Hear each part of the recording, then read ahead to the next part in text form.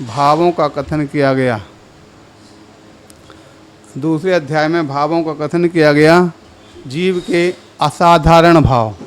और असाधारण क्यों कहा? क्योंकि ये असाधारण यानी विशेष होते हैं। साधारण तो वो चीज़ है जो सबके लिए पाई जाती है, असाधारण वह है जो मात्र जीव विशेष के लिए पाए जाते हैं, अन्य किसी को नहीं पाए जाते हैं। इसलिए जीव के असाधारण भाव इस प्रकार से कहे गए हैं। तो ऐसे जीव के असाधारण भाव कितने प्रकार के? मुख्यतः से 5 प्रकार के बताए थे। उसमें क्रम से सबसे पहले औपसमिक, छायकौ, भावौ, मिश्रश्च, जीवस्य स्वतत्व, मौदिक, पारिणामिकौ च। अर्थात औपसमिक भाव, छायक भाव, मिश्र भाव, पारिणामिक भाव और उसके पहले औदैक भाव। इस प्रकार से ये 5 प्रकार के भाव हैं। उन सब के उत्तर भेद भी यहाँ पर गिनाए गए थे। उत्तर भेदों में द्विनवाष्टा दशैक विंशति त्रिभेदा यथाक्रमम, अर्थात क्रमशः सभी के भेद हैं। पहले औपसमिक भाव के 2, दूसरे नंबर पर छायक भाव के 9, तीसरे नंबर पर क्षयोपसमिक भाव के 18 और चौथे नंबर पर औदैक भाव के 21 यानी 21 और पारिणामिक भाव के कुल 3 भेद होते हैं। इस प्रकार से ये सभी के भेदों की संख्या यहाँ पर बता दी गई थी। बहुत अच्छी तरह से आचार्य भगवंतों ने इन भावों का व्याख्यान किया है। अब उस प्रकार यहाँ पर बताया जा रहा क्रम से जो 2 भेद हैं औपसमिक सम्यक के, औपसमिक भाव के, वो 2 भेद कौन कौन से हैं, उन 2 भेदों का यहाँ पर उल्लेख करते हुए आगे आचार्य हमारे बताते हैं। सम्यक तो चारित्रे, सम्यक तो चारित्रे, अर्थात 2 भेदों में क्रमशः सबसे पहले सम्यक तो चारित्र्य, एक सम्यक और दूसरा चारित्र्य। अब इन दोनों के साथ में वो हेडिंग में जो बताया गया वो जुड़ जाएगा, यानी उपसम सम्यक तो और उपसम चारित्र्य। इस प्रकार से ये 2 भेद हो जाते हैं। अब यहाँ पर कहते हैं सबसे पहले उपसम सम्यक तो क्या होता है? तो उपसम सम्यक में सबसे पहले जो यानी मिथ्यात्व और उसके साथ अनंतानुबंधी क्रोध, मान, माया, लोभ और उसके पश्चात सम्यक मिथ्यात्व और सम्यक प्रकृति। ये 7 प्रकृतियाँ जो हैं, इन 7 प्रकृतियों के उपसम से जीव के भावों की जो विशेषता होती है, उन जीव के भावों की विशेषता को औपसमिक भाव कहा जाता है। इस प्रकार से उपसम सम्यक के 7 प्रकृतियों के उपसम से हुआ करता है। इस प्रकार से जानना चाहिए। अब उपसम चारित्र्य क्या होगा? तो मोहिनी कर्म की जो 28 प्रकृतियाँ थीं उसमें 7 प्रकृतियाँ निकालने पर अब कितनी बची? 21। और 21 प्रकृतियाँ कौन कौन सी होंगी? 21 प्रकृतियों में क्रम क्रम से चाहे पहले अनंतानुबंधी को छोड़ने के बाद अप्रत्याख्यान, प्रत्याख्यान और संजलन, ये 4 मिला करके कितने हो जाती हैं? 4 × 12, ठीक है। और 12 के पश्चात और कौन से होंगे? 12 तो ये कसाय हो जाती हैं और उसके अलावा 9 कसाय। तो 12 और 9, 12 9 21। इस प्रकार से ये कौन सी हो गई? चारत्व मोहिनी संबंधी। इस प्रकार से 21 प्रकृतियों इनके यथायोग उपसम से जो भावना बनती है, जीव के जो भाव होते हैं वो कौन से कहलाएंगे? औपसमिक चारित्र्य। क्योंकि जो ये 2 प्रकृतियाँ बताई हैं कौन कौन सी? सम्यक तो चारित्र्य। ये सम्यक तो चारित्र्य मतलब ये जो मोहिनी कर्म के 2 भेद होते हैं, कौन कौन से? एक मोहिनी कर्म के 2 भेदों में दर्शन मोह और चारित्र्य मोह, ठीक है। तो दर्शन मोहिनी के उपसम से सम्यक तो होता और चारित्र्य मोहिनी के उपसम से है उपसम चारित्र्य होता है। इस प्रकार से अब यहाँ पर विशेषता ये जरूर आती है कि इसमें जो अनंतानुबंधी कसाय है, ये अनंतानुबंधी कसाय वास्तव में तो चारित्र्य मोहिनी की है, लेकिन फिर भी मिथ्यात्व के साथ में इसका संयोग रहता है, मिथ्यात्व के साथ में ये काम करती है। इसलिए इसको वह उपसम के साथ में या सम्यक्त के साथ में यहाँ पर उपसम कराया गया। उपसम की यहाँ पर बात कही गई है, लेकिन शेष जो बचती हैं वो चारित्र्य प्योर चारित्र्य मोहिनी संबंधी, इसलिए उनको चारित्र मोहिनी के साथ में जोड़ा गया। इस प्रकार से कुल मिलाकर के औपसमिक भाव के दो भेदों में इस प्रकार से उसकी व्याख्या जानना चाहिए। आगे समझ में? इस प्रकार से ये औपसमिक सम्यक्त के भेद हुए। अब उसके बाद दूसरा था कौन सा? चारित्र कौन सा? यानी छायक भाव के भेद। छायक भाव के कितने भेद हैं? तो छायक भाव के 9 भेद बताए गए थे। कौन कौन से हैं? अगले सूत्र में यहाँ पर बताया जा रहा। ज्ञान दर्शन दान लाभ भोगोपभोग वीर्याणि च।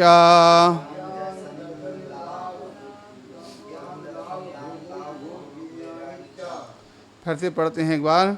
ज्ञान दर्शन दान लाभ भोगोपभोग वीर्याणि च।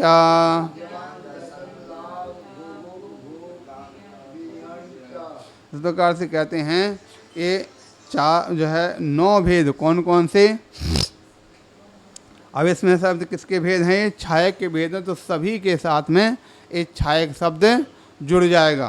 किसके साथ? जैसे ज्ञान है तो ज्ञान के साथ छायक ज्ञान, दर्शन है तो छायक दर्शन, दान है तो छायक दर्शन, लाभ है तो छायक लाभ, छायक भोग और छायक उपभोग और छायक वीर।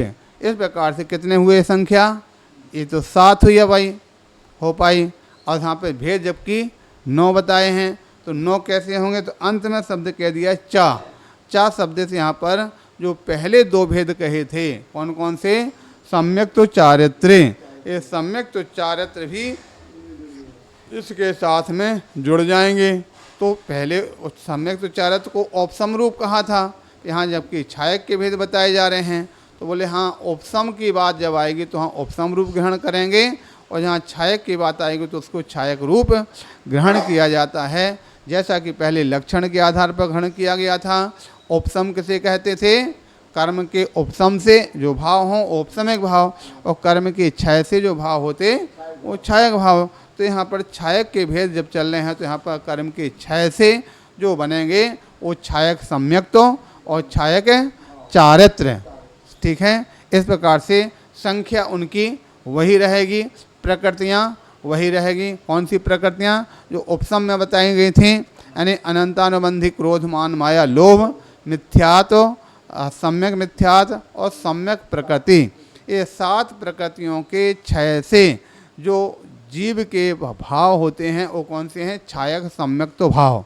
और दूसरा है छायक चारित्र में वही अनंतानुबंधी के अलावा अप्रत्याख्यान, प्रत्याख्यान और संजुलन, क्रोध मान माया लोभ की 12 कसाय और 9 कसाय। इस प्रकार से 21 कसायों के क्षय से जो भाव होते हैं वो छायक चारित्र रूप भाव कहे जाते हैं।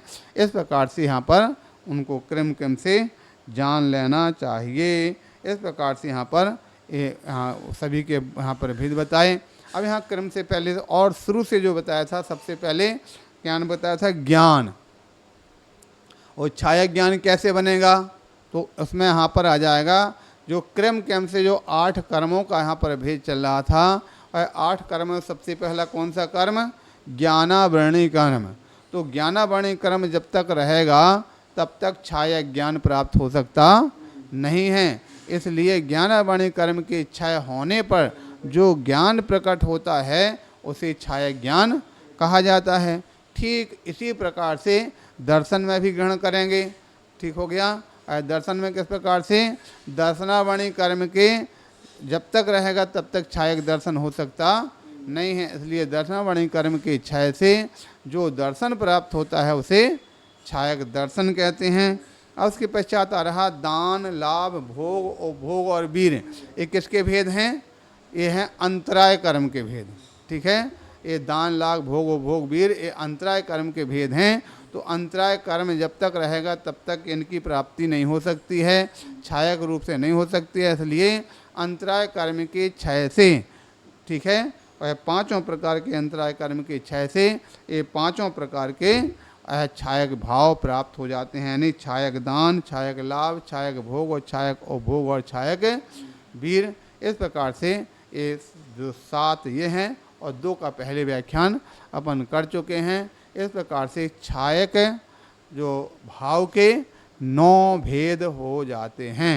इस प्रकार से यहाँ पर जानना चाहिए। इस प्रकार का उल्लेख, इस प्रकार की व्याख्या यहाँ पर शास्त्र के आधार पर आचार्य महाराज क्रम क्रम से करते चले जा रहे हैं। अब यहाँ तक दो भेद, यहाँ पर 2 सूत्रों को पढ़ा गया। अगला सूत्र यहाँ पर बताए जाते हैं। अब किसके भेद आने वाले हैं? क्षयोपशम के भेद। और क्षयोपशम का हमने दूसरा नाम क्या बताया था? मिश्र भी नाम आता है। ठीक है, पहले सबसे प्रथम सूत्र में मिश्र शब्द आया था। यहाँ पर भेद क्या किस रूप बताए जाते हैं? क्षयोपशम रूप बताए जाते हैं। तो इस प्रकार से अटकना नहीं है कि यहाँ पर मिश्र कह दिया है, क्षयोपशम कहा जाता है। ठीक है, तो मिश्र और क्षयोपशम और दोनों लगभग एक ही प्रकार के पर्यायवाची नाम रूप ग्रहण किए जाते हैं। तो मिश्र के भेद अथवा क्षयोपशम के भेद कितने बताए थे? 18 है। ठीक है, 18 भेद कौन कौन से हैं, किस प्रकार से हैं, उन भेदों का व्याख्यान करते हुए अगले सूत्र में यहाँ पर आचार्य महाराज बताते हैं। ठीक है, तो पढ़ते हैं। ज्ञाना ज्ञान दर्शन लब्धया चतुस्त्री पंचभेदा सम्यक तो चारत्र संयमा संयमाश्च।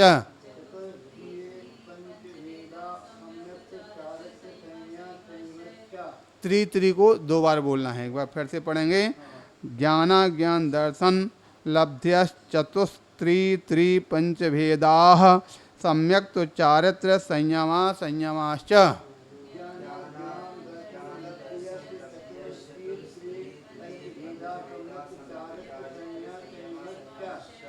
बन जाएगा।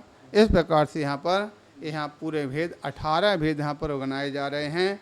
सबसे पहले कहते हैं ज्ञान, दूसरे नंबर कहते हैं अज्ञान। नहीं, ज्ञान अज्ञान है ना, तो ज्ञान के साथ में आ निकले तो अज्ञान हो जाएगा।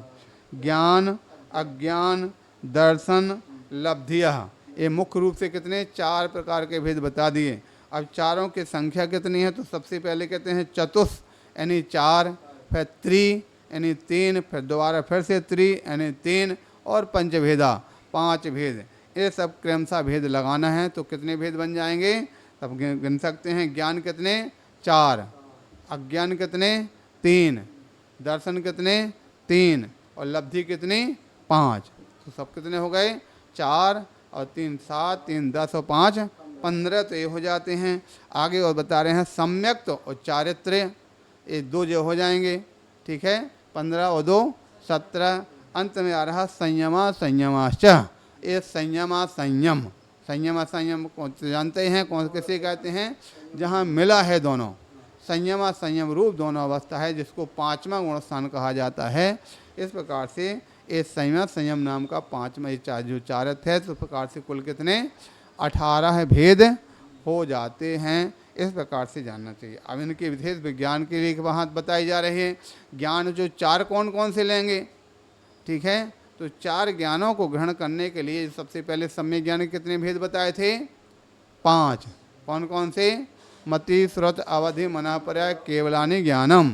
तो उसमें सबसे अंतिम जो छाये ज्ञान पहले निकल चुका, केवल ज्ञान पहले निकल गया। अब कितने बचे? 4 ज्ञान बचे। कौन कौन से? मति श्रुत अवधि और मन पर ज्ञान। ये 4 ज्ञान कैसे हैं? ये क्षयोपशम ज्ञान है। और क्षयोपशम की परिभाषा पहले पढ़ चुके हैं। किसमें पढ़ी थी? सम्यक्त्व में। ठीक है, जो सम्यक्त्व में बताई गई परिभाषा सभी जगह उसी को ग्रहण किया जाएगा। किस प्रकार से परिभाषा आती है? सर्वघाती स्पर्धकों का उदयाभावी क्षय, उन्हीं का सदवस्था रूप उपशम, और देशघाती प्रकृति के उदय से जो अवस्था प्राप्त होती है उसे क्षयोपशम कहा जाता है। ठीक है, और उसका उदाहरण हमने बताया था। कौन सा उदाहरण बताया था? पानी का। ठीक है, गिलास में जिस प्रकार से जल भरा हुआ है, तो उसमें क्रम क्रम से सबसे पहले बड़े बड़े कंकड़ बैठेंगे, उसके बाद फिर और पतले और पतले और पतले पतले करते करते अंत में जो है डस्ट है, जो बारीक है, जो धूल है, वो बैठेगी। और उसमें तो ये तो पूर्ण रूप से बैठ गया तो क्या हुआ? उपशम। पूर्ण रूप से बैठने पर उपशम। अब यहाँ पर बात किसकी चल रही? क्षयोपशम की। तो किसी कारणवशात थोड़ा सा भी उसमें अगर धक्का लग जाता है तो धक्का लगने पर थोड़ी सी बारीक बारीक डस्ट उसमें तैरने लगती है, मैला मटमैलापन आ जाता है, उसको क्या बोलते हैं? क्षयोपशम। ठीक है, जो प्रकृतियों के आधार पर हमने बताया था, क्या प्रकृतियों में सर्वघाती स्पर्धकों का उदयाभावी क्षय, यानी सर्वघाती प्रकृतियाँ सम्यक्त संबंधी कितनी थी? सम्यक्त के संबंधी, क्योंकि शास्त्र के अंदर जो मोहिनी कर्म की प्रकृतियां हैं, और मोहिनी कर्म की प्रकृतियों को जो कितने, उसमें से कितने 21 है, कैसी हैं? सर्वघाती और 26 देशघाती। ठीक है, ऐसा नहीं है, इस प्रकार से अपन गिन लेते हैं तो क्लियर हो जाएगा। सबसे पहले सर्वघाती प्रकृतियां कौन कौन सी हैं? अनंतानुबंधी क्रोध, अप्रत्याख्यान और अनंतानुबंधी क्रोधमान मय लोभ, अप्रत्याख्यान वाणी क्रोधमान लोभ और प्रत्याख्यान वाणी क्रोधमान लोभ, ये 4 थी, 12 तो ये हो जाती हैं। ठीक हो गया। और उसके अलावा दर्शन मोहिनी की 2, कौन कौन सी?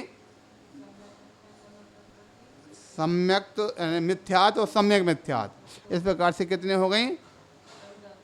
12 2 14। ठीक है, ये तो किसकी हो गई? मोहिनी कर्म की। और उसके पश्चात ज्ञानावणी कर्म में भी कितनी सर्वघाती हैं? एकमात्र ज्ञान, केवल ज्ञान, तो कितने हो जाएंगी? 15। और दर्शनावणी कर्म की कितनी सर्वघाती प्रकृतियां हैं? दर्शनावणी की 6। कौन कौन सी? 5 प्रकार की निद्रा और 1 प्रकार की दर्शनावणी, केवल दर्शनावरण। ठीक है, तो कितने हो गए? 6 ये, तो पूरे 14 और 6 है, 15 और 6 21। ठीक है, इस प्रकार से 21 कौन सी हुई? सर्वघाती प्रकृतियां। ठीक है, इसके अलावा शेष तो कौन सी कहलाएंगी? जो बची हुई हैं वो देशघाती। देशघाती प्रकृति में कौन सी आएंगी? 4 संजुलन किया जाती हैं पहले। अच्छा, ज्ञानावणी के आधार पर लेते हैं तो ज्ञानावणी कर्म में केवल ज्ञान को छोड़ करके 4, और दर्शनावणी की 3 7, और उसके पश्चात मोहिनी की 14 वो निकल के थी, 14 इसमें आ जाती हैं। कौन कौन सी? 4 संजुलन, 9 कषाय और 1 सम्यक प्रकृति। इस प्रकार से 14 ये हो जाती हैं। 14 है और 4 14 4 18, और उसके पश्चात 5 कितने हुई थी? 14 मोहिनी की और 4 ज्ञानावणी की, 14 4 18 और 3 दर्शन मोहिनी की, 21 और 5 अंतराय की। ठीक है, ये 26 देशघाती प्रकृतियाँ हुआ करते हैं। इस प्रकार से कुल मिलाकर के जो सर्वघाती 21 है और देशघाती 26 प्रकृतियाँ हैं। अब यहाँ पर कौन सी प्रक्रिया कहाँ पर ग्रहण की जाएगी? जैसे अब चारित्र मोहिनी की अगर बात करेंगे या छायक चारित्र की बात करेंगे तो वहाँ कौन से स्थान पर कौन सी लगाई जाएगी? मान के चलो संयम में लगाएंगे, तो संयम में कौन कौन सी सर्वघाती हैं? पहले तो अनंतानुबंधी, दूसरे नंबर पे अप्रत्याख्यान की, ये कौन सी कहलाएंगी? सर्वघाती हैं। इसलिए सर्वघाती प्रकृतियाँ जो होने पर अब देशघाती प्रकृति जो आएंगी संजुलन संबंधी देशघाती हैं। तो यथायोग जहाँ जिस प्रकार की ग्रहण किया जाएगा उस ग्रहण करने वाली अवस्था में सर्वघाती और देशघाती को जो है, जो सर्वघाती का तो उदयाभावी क्षय किया जाएगा और देशघाती का उदय रहेगा। इस अवस्था में जो होगा उसको क्या बोलेंगे? क्षयोपशमिक चारित्र, नहीं चारित्र, सम्यक तो पहले बता चुके। ये क्षयोपशमिक चारित्र यहाँ पर बताया जाएगा। क्षयोपशमिक चारित्र के यहाँ पर जो कथन किया जा रहा था उसमें सबसे पहले क्षयोपशमिक चारित्र में ज्ञान कितने होंगे? क्षयोपशम के ज्ञान 4। ठीक है, 4 ज्ञान कौन कौन से रहेंगे? मति ज्ञान, श्रुत ज्ञान, अवधि ज्ञान और मनः प्रज्ञान। ये कैसे हैं? क्षयोपशमिक। और यहाँ पर क्षयोपशम किस रूप में लगाया जाएगा? क्षयोपशम का तात्पर्य यहाँ पर वो परिभाषा न लगा कर यहाँ पर योग्यता लगाई जाएगी। ठीक है, ज्ञान की योग्यता, कौन से जीव कैसे हैं जिसको कौन से ज्ञान की योग्यता है। हो सकता वर्तमान में हमारा आप हैं, अपने पास में कितने ज्ञान की योग्यता है? मात्र 2 ज्ञान। कौन कौन सा? मति ज्ञान और शुद्ध ज्ञान। अब मति ज्ञान शुद्ध ज्ञान में भी अब कितना आवरण हमारे उस ज्ञान के ऊपर है उतना ज्ञान होगा। ठीक है। उदाहरण दिया जाता है, एक ही क्लास में 50 विद्यार्थी पढ़ते हैं, उन 50 विद्यार्थियों का सबका क्षयोपसम अपना अपना अलग अलग है, ठीक है। किसी का ज्ञानावरणी कर्म का उदय, जिसका तीव्र उदय है उसका क्षयोपसम कम हो जाएगा, और जिसमें ज्ञानावरणी कर्म का क्षयोपसम आवरण कम होगा उसका थोड़ा सा ज़्यादा बढ़ता चला जाएगा। तो इस प्रकार से ये मति ज्ञान और श्रुत ज्ञान में होने वाला जो आवरण है, जितना जितना आवरण होगा उतना उतना ज्ञान कम होगा, और जितना जितना आवरण कम होगा उतना उतना ज्ञान अधिक हो जाता है, ठीक है। इस ज्ञानों को लेकर के हमने एक बार, हमारे सामने एक प्रश्न आया था कि जो 5 ज्ञान हैं, उन 5 ज्ञानों में 4 ज्ञान कैसे हैं। 4 ज्ञान तो क्षयोपसम बता दिया और एक छायक बता दिया। अब जो क्षयोपसम 4 ज्ञान हैं उसमें भी 2 प्रकार के हैं। कौन से? कुछ जो 2 प्रत्यक्ष हैं और 2 परोक्ष हैं। हम इनको कैसे समझें, कौन से प्रत्यक्ष हैं, किस प्रकार से हैं, उसको समझाने के लिए कोई तरीका हमारे इस प्रकार से जब बात आई तो हमने उसको एक उदाहरण अपने चिंतन से ग्रहण किया था। इस प्रकार से जैसे किसी स्थान पर, बाहर मैदान में खुले स्थान पर एक मरकरी लगी, हैलोजन लगा, और हैलोजन का प्रकाश सीधा आ रहा। ये क्या हुआ? जिसमें कोई आवरण नहीं है, ये कौन सा कहलाएगा? एक केवल ज्ञान, ठीक है। जिसमें आवरण नहीं है वो केवल ज्ञान का प्रकाश हो रहा। दूसरा, इसमें हो सकता कोई एक सामान्य सी पन्नी लगा दी, या कोई नीचे पन्नी लग गई और पन्नी के लगने से उसके अंदर बाहर जो प्रकाश आ रहा वो कैसा हो रहा? अब छायक नहीं बचा, वो क्षयोपसम हो गया, क्योंकि उसके बीच में पन्नी आ गई। हमने क्षयोपसम का बता दिया था कि जहाँ किसी न किसी प्रकार का क्षयोपसम जहाँ हो जाता है, या जो किसी प्रकार का बीच में बाधा जो उत्पन्न हो जाती है, वो कैसा हो जाता है? वो क्षयोपसम बन जाता है। तो एक जहाँ एक पन्नी लग गई तो क्या हुआ? वो मना प्रज्ञान मान लिया। हो सकता है एक और दूसरे रंग के लगा दिया, और उसके बाद नीचे प्रकाश आ रहा, वो कौन सा हो गया? अवधि ज्ञान का प्रकाश हो गया। 2 हो गया। प्रत्यक्ष आ रहा, लेकिन प्रत्यक्ष में उसमें बीच में पन्नी लग रही है, आ गया। ये 3 ज्ञान तो समझ में आ गया। अब एक चौथा ज्ञान और मति ज्ञान और श्रुत ज्ञान, उसके लिए इस प्रकार से समझें कि वहाँ से जो रोशनी था वो कमरे में खिड़की के द्वारा अंदर प्रकाश आ रहा, ठीक है। खिड़की के अंदर से जो प्रकाश आ रहा, या द्वार के अंदर से जो कमरे में प्रकाश आ रहा, ये क्या हो गया? अब ये परोक्ष हो गया। परोक्ष होगा कि नहीं? खिड़की और द्वार के अंदर आना, जिस प्रकार से इंद्रियों की सहायता से होता, ये खिड़की द्वार क्या हो गए? इंद्रियां हो गए। तो वहाँ से जो प्रकाश अंदर आ रहा, खिड़की का दरवाजे के अंदर से आ रहा, ये तो हो गया मति ज्ञान। आ गया समझ में? और मति ज्ञान से जो अंदर प्रकाश आ रहा, उस प्रकाश में जो वस्तुएं दिखाई दे रही हैं, ठीक है, उनका जो विशेष ज्ञान उस वस्तुओं का हो रहा है, वो होने वाला ज्ञान है कौन सा? ये श्रुत ज्ञान हो गया। पूरे 5 ज्ञान समाहित हो गया ना। इस प्रकार से ये पूरे 5 ज्ञान जो हैं उनको इस प्रकार से समझ सकते हैं। प्रत्यक्ष ज्ञान, परोक्ष ज्ञान, छायक ज्ञान और क्षयोपसम ज्ञान। इस प्रकार से एक ज्ञान को यहाँ पर समझना चाहिए। अब इसके पश्चात बात चल रही थी अज्ञान। अज्ञान कितने हैं? 3, ठीक है। अज्ञान कितने? 3। कौन कौन से? कुमति, कुश्रुत और कुअवधि। ये 3 प्रकार के जो अज्ञान हैं, उन अज्ञान को क्या कहा जाएगा? ये भी क्षयोपसम ज्ञान है। क्षयोपसम अज्ञान को कैसे जाने? तो अज्ञान जो है, अंधेरे के अंदर में वस्तु पड़ी है, लेकिन अंधेरे में किसको दिखाई देगी? उल्लू को, ठीक है। उल्लू को, जिसको अपने शास्त्र के अंदर कोई स्वाध्याय चल रहा था, उसमें कौन सा है? नहीं, निशाचर नहीं, नक्तंचर, ठीक है। नक्तंचर, जो नक्तंचर जो जीव हैं, नक्तंचर जीवों को रात में दिखाई देता। और उसमें कौन कौन से नक्तंचर जीव में आते हैं? उल्लू, बिल्ली, मच्छर, इनको अंधेरे में दिखाई देता। ठीक है, तो नक्तंचर जो जीव हैं उनको जो दिखाई दे रहा उनको उजेले में नहीं दिखेगा, अंधेरे में दिखता है। इसी प्रकार से कुमति ज्ञान, कुस्रोत ज्ञान और कुअवध ज्ञान कैसे हैं? उल्टे ज्ञान हैं, जो उजेले में न दिख करके अंधेरे में दिखाई देने वाले हैं, अंधेरे को दिखाने वाले हैं। वो क्या हुआ? कुमति जो इत्यादि जो ज्ञान हैं, ये विपरीत ज्ञान इस प्रकार से जानना चाहिए। ये भी 6 उपसम की बात है, सभी को नहीं दिखाएगा। जिसको 6 उपसम होगा उन्हीं को ही दिखाई देगा या उन्हीं को उसका ज्ञान हो पाएगा।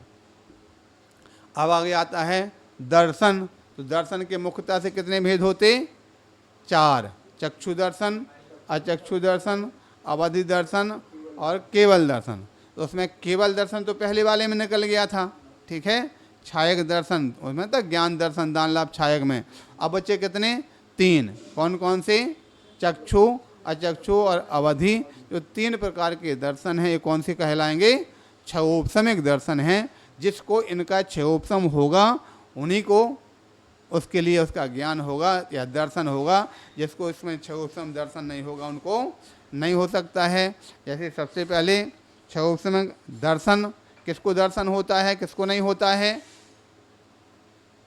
किसको दर्शन होता? जैसे एक इंद्रिय जीव के लिए चक्षु का दर्शन नहीं है। कौन सा दर्शन है? मात्र अचक्षु का दर्शन है। 1 इंद्रिय, 2 इंद्रिय, 3 इंद्रिय तक के जीवों को चक्षु का दर्शन नहीं है, अचक्षु का मात्र दर्शन होता है। ठीक हो गया। इस प्रकार से इसलिए अपनी अपनी योग्यता जिसकी जैसी है उस दर्शन की वहाँ पर वैसा ग्रहण किया जाएगा। तो दूसरे प्रकार से चक्षु दर्शन है। अचक्षु दर्शन, चक्षु दर्शन किसको होता है? 1 इंद्रिय, 2 इंद्रिय इत्यादि को होता। आगे 4 इंद्रिय वालों को चक्षु दर्शन होता। तो इस प्रकार से वो ग्रहण करना। तीसरा अवधि दर्शन।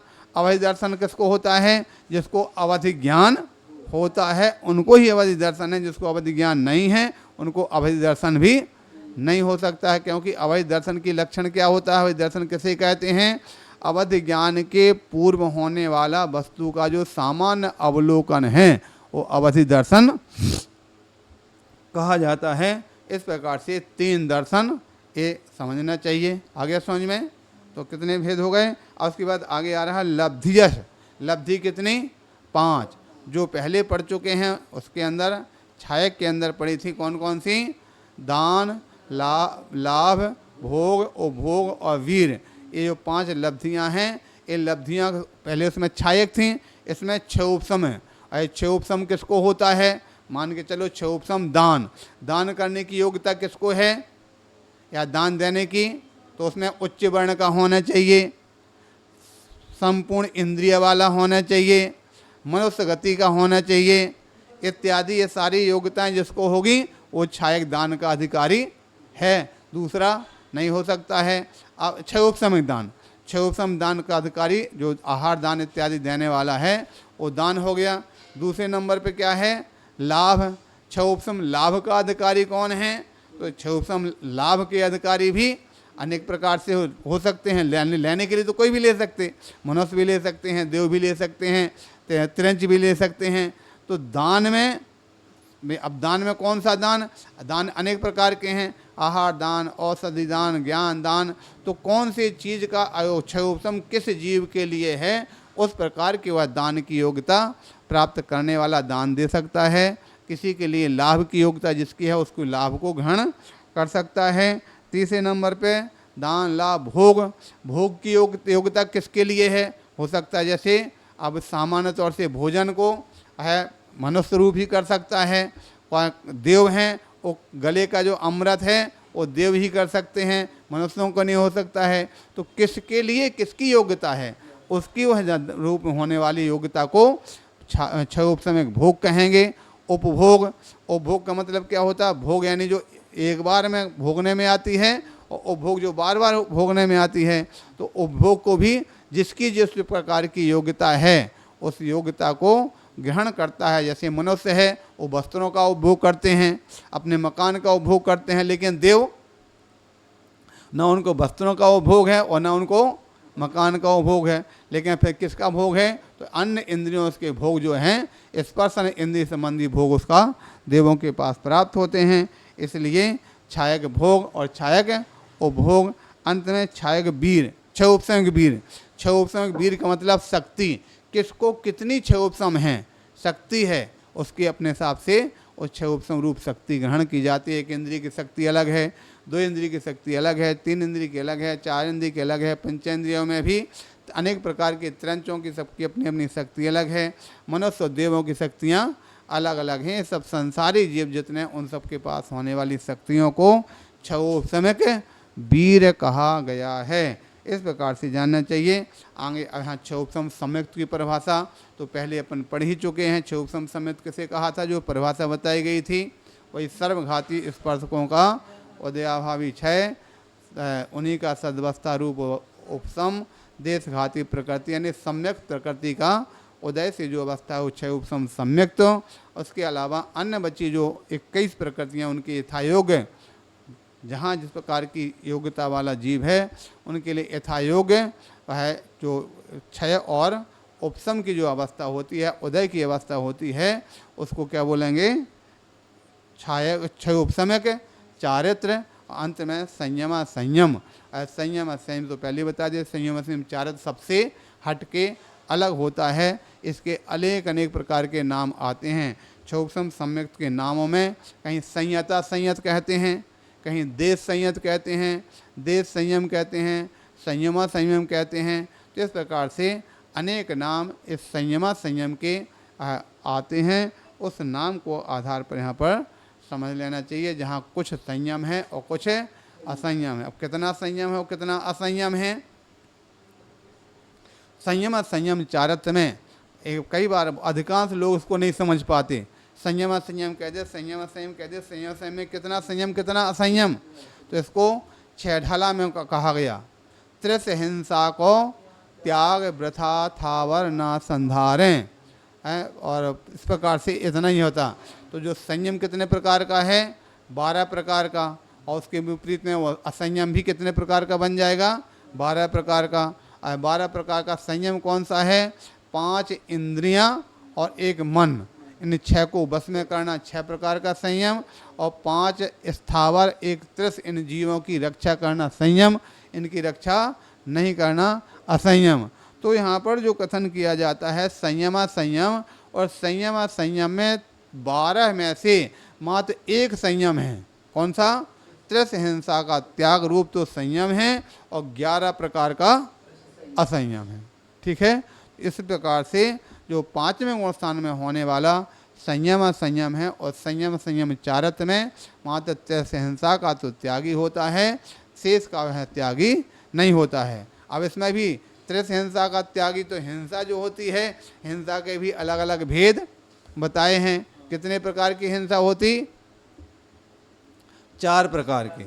4 प्रकार की हिंसा कौन कौन सी, सबसे पहले संकल्पी हिंसा, दूसरे नंबर पे विरोधी हिंसा, तीसरे नंबर पे आरंभी हिंसा, और चौथी उद्योगी हिंसा। ठीक है। तो ये चारों प्रकार की हिंसा का त्यागी होता है क्या देशव्रती, ध्यान रखना, देशव्रती चारों प्रकार की हिंसा का त्यागी नहीं होता है, मात्र संकल्पी हिंसा का त्यागी है। अन्य जो 3 प्रकार की हिंसा का त्यागी नहीं होता है। इसलिए सभी प्रकार के अगर जो अपने कार्य में अगर इस प्रकार की हिंसा अगर होती है, तो उसको वह कोशिश तो ये करना है कि हिंसा ना हो, लेकिन अगर कदाचित हो जाती है धोखे से, तो उसका वह त्यागी ना होने से उसका ग्रहण किया जाता है। इस प्रकार से हिंसा करता है तो किस प्रकार से, उदाहरण के लिए जैसे कि सबसे पहले त्रिस हिंसा का त्यागी तो बता दिया, संकल्प पूर्वक हिंसा नहीं करेगा। लेकिन दूसरे नंबर पर कौन सी, विरोधी हिंसा। अब वो कोई व्यक्ति अपने घर पर रह रहा, अपना व्यापार कर रहा, कोई व्यापार में कोई संपत्ति छीनने लग जाए, उसकी दुकानदारी को लूटने लग जाए, तो शांत बैठेगा क्या, उसको बचाने की कोशिश करेगा कि नहीं।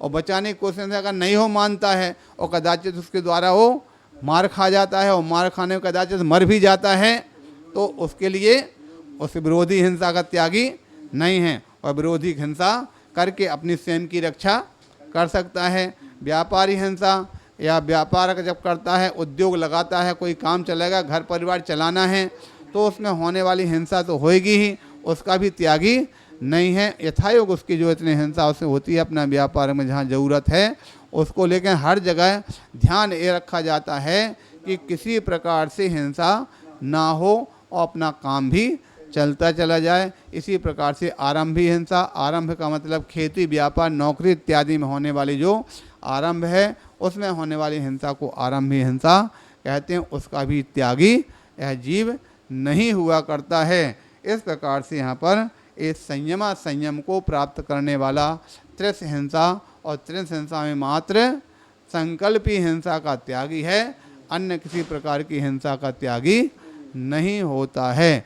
जैसा कि वह आपने सबने सुना होगा, हमने शायद एक दिन भी कहा था ना, वो जब सैनिक पड़ोसी राजा से युद्ध करने के लिए जा रहा था, बैठ करके एक जगह प्रतिक्रमण कर रहा था। साथ वालों ने पूछा, भाई क्या कर रहे हो? बोले प्रतिक्रमण कर रहे हैं। बोले प्रतिक्रमण क्या मतलब होता है? बोले प्रतिक्रमण का मतलब होता है कि रास्ते में चल कर के आए हैं, उसमें एक इंद्री, दो इंद्री, तीन इंद्री, चार इंद्री किसी जीवों की अगर हिंसा हुई हो तो उनसे क्षमा मांग रहे हैं। तो बोले एक इंद्री दो इंद्री कौन होते? तो बोले एक इंद्री दो इंद्री, एक इंद्रिय में तो पेड़ है, मिट्टी है, दो इंद्रिय में क्या है? बोले कीड़े मकोड़े हैं, तीन इंद्रिय में क्या है? चींटी इत्यादि हैं, चार इंद्रिय में मक्खी मच्छर हैं, इन सब से हम क्षमा मांग रहे हैं। तो साथ वालों को बड़ा आश्चर्य लगा, एक कीड़े मकोड़ों से जो क्षमा मांग रहा है वो युद्ध करेगा, मनुष्यों को मारना पड़ा उनको कैसे मारेगा? राजा के पास संदेश भेजा। राजा ने कहा कोई बात नहीं, हमारा जो विश्वसनीय व्यक्ति है वो जो भी करेगा अच्छा ही करेगा। और जब युद्ध हुआ, युद्ध में राजा उसने सेनापति ने अपनी शक्ति युक्ति से सामने वाले राजा को परास्त कर दिया और बंदी बना दिया, बांध करके ला करके अपने राजा के सामने खड़ा कर दिया। लो महाराज, आपका ये शत्रु आपके ऊपर हमला करने की कोशिश करता था, ये आपका है, आपका जो है इसको आप जो भी दंड देना चाहें दे सकते हैं। इस प्रकार की बात आई तो उस समय पर राजा बड़ा खुश हुआ, और खुश होने के बाद फिर जब शांत अवस्था में बैठते तो बोलते, हमने तो सुना था कि तुम एक इंद्रिय, दो इंद्रिय, तीन इंद्रिय जीव से क्षमा मांगते हो, फिर इतने बड़े जीवों को मार करके और हिंसा करके इस प्रकार से तुम यहाँ कैसे बंदी बना करके लाए? तो उस समय पर उस व्यक्ति ने, उस सेनापति ने कहा था, बोले महाराज हम जैन धर्म के धारी हैं, और जैन लोग जो होते हैं वो बिना प्रयोजन के निरपराधी जो कोई जीव हैं उनसे तो एक इंद्रिय दो इंद्रिय से भी क्षमा चाहते हैं, क्षमा मांगते हैं। लेकिन अगर हमारे लिए किसी प्रकार से हमारी स्वतंत्रता को छीनते हैं तो हम अपनी स्वतंत्रता को छीनने वाले के लिए इसको भी छोड़ते नहीं हैं। वो कहावत जो चलती है, हम किसी को छेड़ते नहीं हैं, और कोई हमको अगर छेड़ता है तो हम उनको छोड़ते नहीं हैं। इस प्रकार के हम जैन हैं, हम जैनों का इस प्रकार का धर्म है। जैन किसी प्रकार से जो प्रमाद पूर्वक कार्य नहीं करते हैं, लेकिन अगर कोई प्रमाद हमारे साथ करता तो हम उसके साथ में प्रमाद का बदला प्रमाद से भी देना जानते हैं। इस प्रकार से यहाँ पर इस संयम रूप कथन कर दिया, इस प्रकार से यहाँ पर वर्णन किया गया। इसको समझना चाहिए। आगे के विषय को अपन बाद में पढ़ेंगे। इस प्रकार से यहाँ पर बोले महावीर भगवान की